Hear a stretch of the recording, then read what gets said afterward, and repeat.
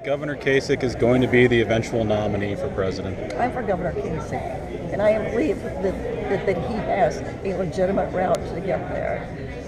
He won't be going in with as many delegates, quite frankly, but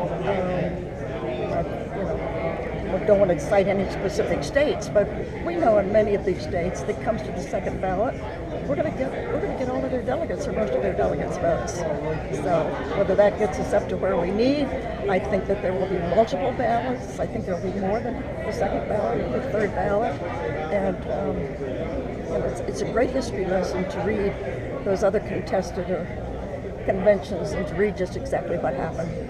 The one that everybody wants to refer to is Abraham Lincoln. It took him, 3 houses? I think it was a third ballot. But there's a great story in Garfield. In fact, the Garfield thing is so relevant, situation because Ohio was so involved in that. So it's just kind of fun looking at the history. And we haven't had a convention in the state for 80 years.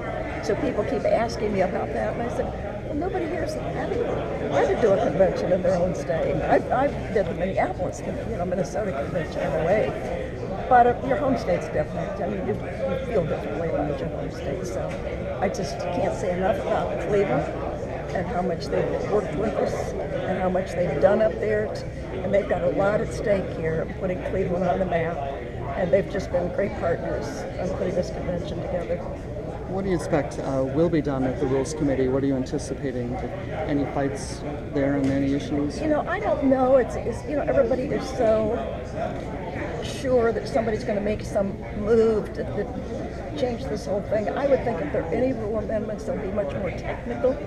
Again, we go 4 years under our rules. We do not have the flexibility. Republican National Committee cannot amend the rules, only if they're given special permission to do so. And when the rules were adopted in Tampa, when they adopted the 2012 rules that we're operating under right now, they put a special provision in there to give RNC, with a supermajority vote, the opportunity to pass some rules relating to debates and relating to primaries, but it was restricted to those two sections.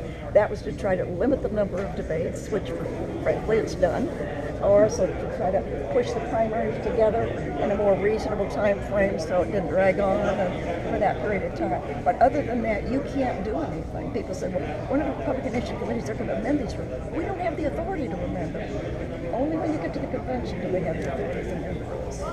And that's by the